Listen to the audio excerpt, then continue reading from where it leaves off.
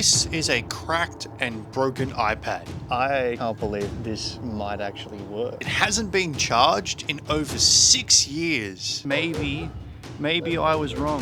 Whether it still works, So I gotta wait another 20 hours to see if this thing works.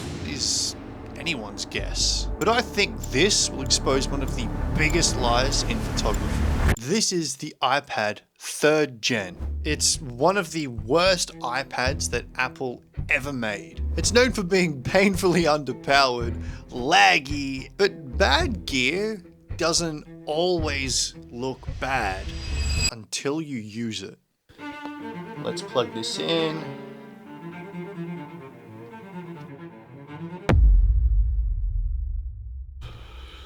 While the iPad has turned on, I can't get into it.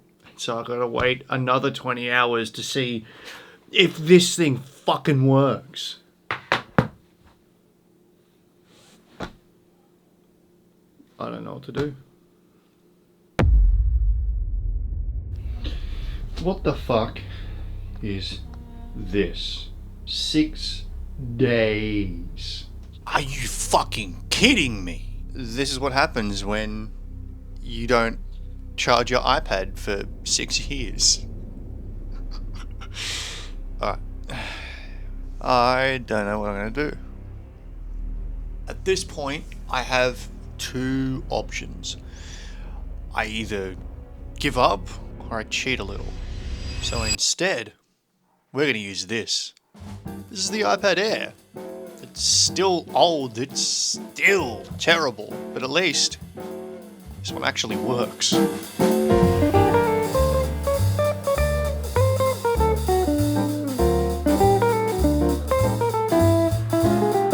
I've never actually used an iPad other than to just draw stuff on. Using it as a camera, kind of a foreign concept to me, which is why I feel like this is such a good idea. Up and over. The idea isn't to get something perfect. The idea is to use the iPad and try and figure out its strengths. Wow. Everything's boarded up here. It's been a while since I've been here. It's been a long time.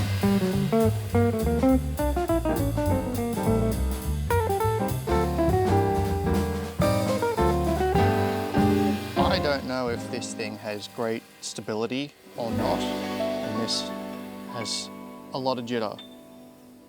I think the best way for this to work is to come up with some way to put it onto a tripod. How do we get this to be locked off on a tripod? I don't have a thing for the back, but I do have an idea. Look how ghetto this thing is.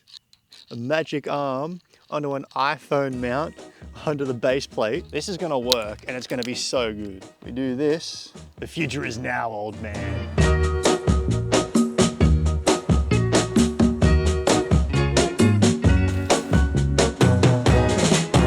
Just take a look at how janky this setup is right here.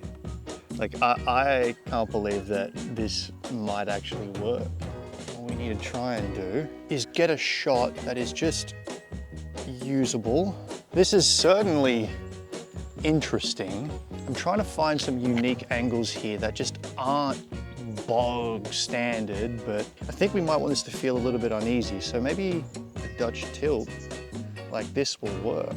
And then I think maybe if I just walk through the frame, just to provide some kind of visual interest, maybe walk away from the frame rather than like up to the building, maybe away from the building.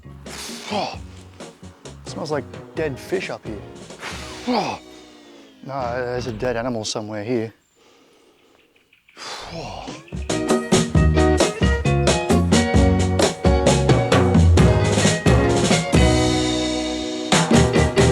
Spotted something really, really cool.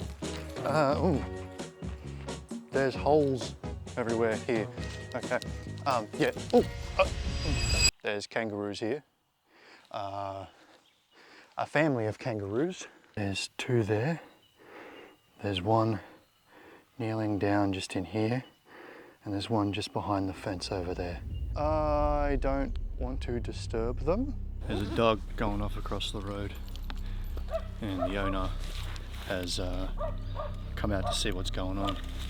So I've just pressed record to just kind of move things on a little bit, just in case.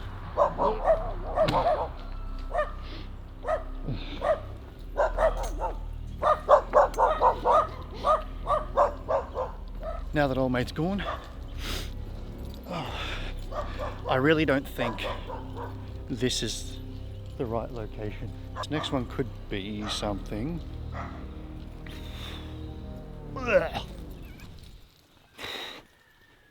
No, it's definitely not. Oh, that's like the 4th dead animal I've seen.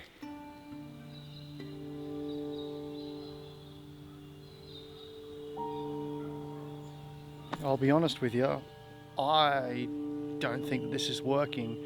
And the fact that it started to rain as well hasn't really made things easy. I don't know whether it's me, I don't know whether it's the location, I don't know what it is, but it's just, maybe I was wrong. Maybe I was wrong. I've watched back some of the footage, and it's not working the way that I wanted it to. Something feels off about it, and I can't quite put my finger on what it is. But I do know one thing. I think I'm using the iPad wrong. Having never shot with an iPad before, I've done no video, no photo with an iPad. I think I kind of expected it to be like one of these, like a cheap bridge camera. But it's not. It's not a cheap bridge camera. It's something entirely different. Yeah, the tripod setup was pretty ridiculous. The jitter from the video inside this thing is insane. The more I think about it, the more I think we need flexibility, not locked off shots. So instead of forcing the iPad to behave like a camera, what happens if we just start using it like an iPad?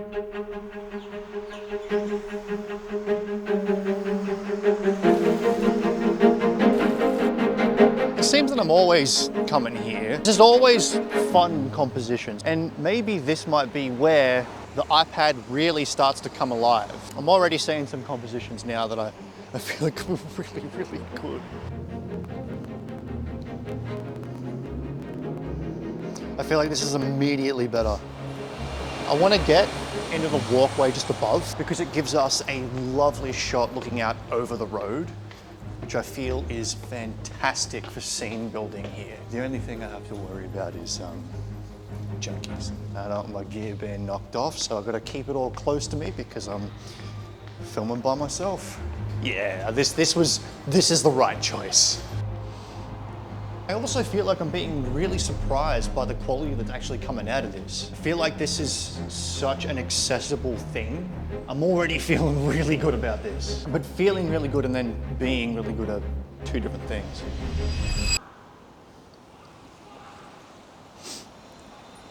There's someone over at the train station yelling. This is why I don't really like coming to Gosford by myself. I don't know if it's coming up because I'm using such a wide angle, but there's actually a police car just up over in here. Oh God. Ever since I was assaulted in 2023, being in Sydney, I've kind of felt really weird about being in cities by myself. It's why I feel uncomfortable being here by myself.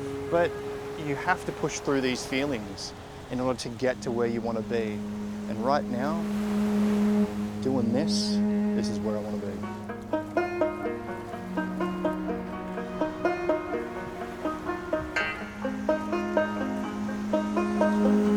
It's funny, right?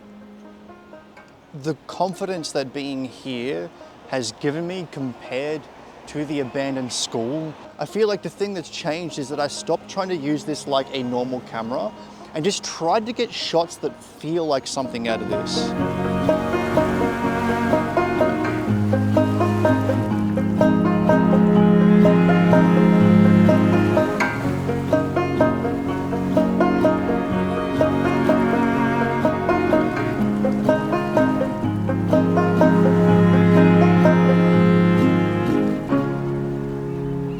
At the start of this, I had no clue what to think. And if I'm being really honest here, I thought I was going to scrap this video and just move on to something else. But using the iPad has shifted something in me. It made me want to create. It made me want to stop thinking about gear and just start thinking about creative ideas again. And I think that's the biggest lie in photography. Not that gear doesn't matter, but that better gear automatically means better photos or better video. Somewhere between the abandoned school and standing in the middle of Gosford somewhere with an iPad, I stopped trying to force the shots to be cinematic, and instead I tried to make them feel like something. And it's brought up another question that I feel like needs an answer. Where is the line? At what point does better gear stop being a luxury and starts to become necessary? But Marley, you still haven't shown us the iPad footage yet, so here it is.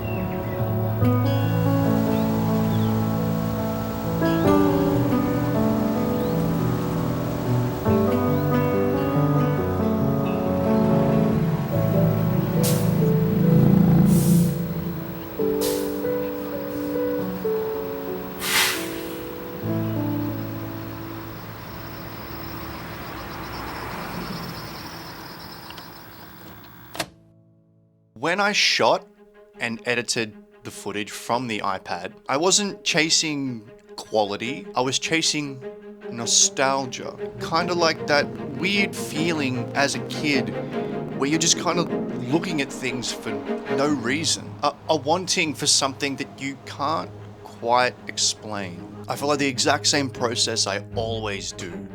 Intent, preset, and corrections. And for video, it's intent, LUT, music, and effects. That's what guided those feelings. But what do you think? Can an iPad be cinematic? Find me in the comments down below. Fuck, I forgot to take photos. So instead, here are some edited screen grabs. But now I've got another question. If an old iPad can do this, what happens if we go cheaper? Say, $10. I'll show you over here.